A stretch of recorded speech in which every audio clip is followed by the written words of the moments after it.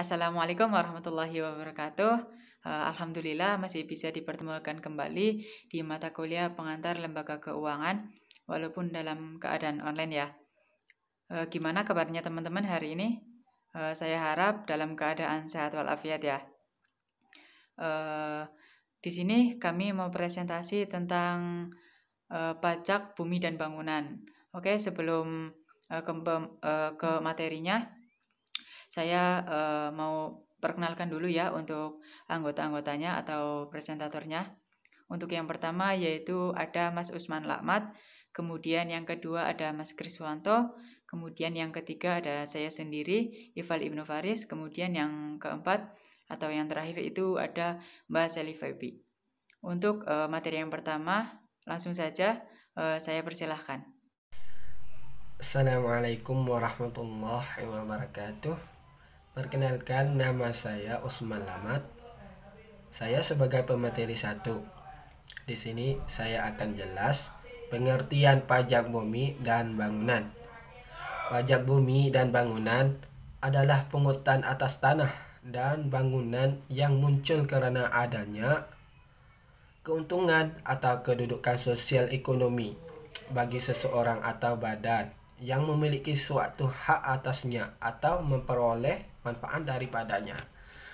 Contoh objek bumi: sawah, ladang, kebun, tanah, pekarangan, dan tambang.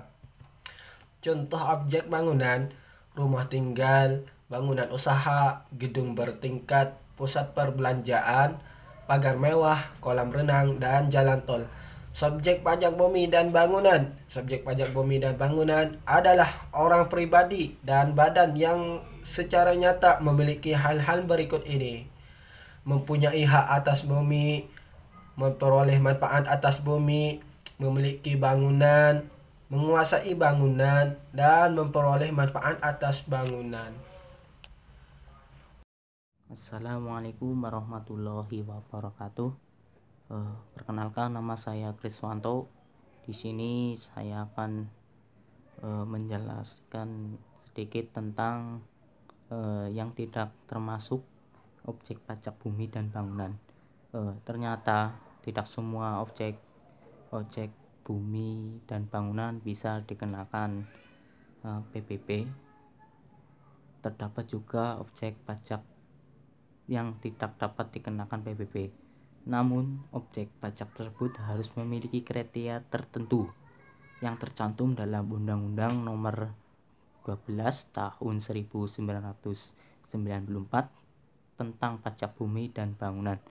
Nah, kriterianya itu pajak tersebut digunakan semata-mata untuk kepentingan umum di bidang ibadah, sosial, kesehatan, pendidikan, dan kebudayaan nasional yang tidak dimaksudkan untuk memperoleh keuntungan. Nah, jadi itu yang kriteria yang tidak terkena pajak PBB.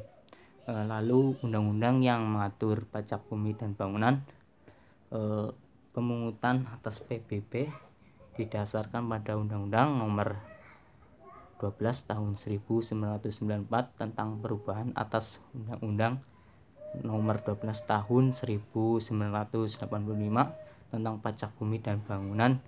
Kemudian sejak berlakunya Undang-Undang Nomor 28 Tahun 2009 tentang pajak dan retribusi daerah, maka kewenangan dalam pemungutan pajak bumi dan bangunan di sektor pedesaan dan perkantoran atau PBBP 2 telah diserahkan pemerintah kabupaten atau kota. Nah, sedangkan untuk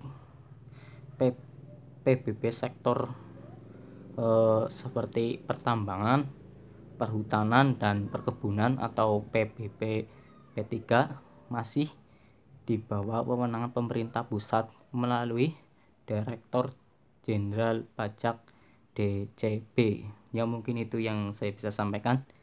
Sekian dari saya. Wassalamualaikum warahmatullahi wabarakatuh. Kemudian yang selanjutnya ada tarif pajak bumi dan bangunan. Jadi di sini tarif pajak bumi dan bangunan yang berlaku sejak dulu hingga saat ini itu masih sama ya, yaitu besarnya 0,5%. Kemudian selanjutnya yaitu ada cara mendaftarkan objek pajak bumi dan bangunan. Untuk yang pertama, bagi Anda yang ingin mendaftarkan objek PBB, baik untuk pribadi maupun untuk badan, Anda harus mendaftarkan objek pajak di kantor pelayanan pajak atau yang sering disebut itu KPP, dan juga kantor penyuluhan dan konsultasi perpajakan atau PK2KP yang wilayah kerjanya itu meliputi letak objek pajak yang akan Anda daftarkan. Kemudian ketika Anda sudah sampai di sana, Anda harus meminta formulir pemberitahuan objek pajak atau yang sering disebut itu SPOP yang sudah tersedia secara gratis di KPP maupun KP2KP-nya. Agar proses berjalan dengan lancar, maka Anda juga harus mengetahui hak dan kewajiban Anda sebagai pendaftar, baik pajak bumi dan bangunan Anda. Jadi Anda sebelum mendaftarkan, Anda juga harus mengetahui dulu apa hak dan kewajiban Anda, seperti itu. Jika Anda belum mengetahuinya, alangkah baiknya Anda itu konsultasi dulu, bertanya dulu kepada pegawai di situ, hak-hak dan kewajiban sebagai pendaftar itu apa aja. Kemudian di sini ada nilai jual objek pajak tidak kena pajak atau NJO PTKP. NJO PTKP itu merupakan batas nilai jual objek pajak atas bumi dan bangunan yang tidak kena pajak ya. Besarnya NJO PTKP di masing-masing wilayah itu berbeda-beda. Namun berdasarkan keputusan Menteri Keuangan nomor 201/KMK poin 04/2000 ditetapkan bahwa NJO PTKP itu untuk setiap daerah di kabupaten atau kota setinggi-tingginya senilai 12 juta dengan memperhatikan ketentuan sebagai berikut. Yang pertama, setiap wajib pajak memperoleh pengurangan NJO PTKP sebanyak 1 kali dalam 1 tahun. Kemudian yang selanjutnya yaitu ada jika wajib pajak memiliki lebih dari 1 pajak, maka yang bisa mendapat pengurangan NJO PTKP itu hanya 1 objek saja. Yang lain yang diambil itu yang paling besar saja dan tidak digabungkan dengan objek yang lainnya yang tidak memiliki pajak, seperti itu. Terima kasih. Ya, selanjutnya adalah nilai jual kena pajak atau disebut juga NJKP.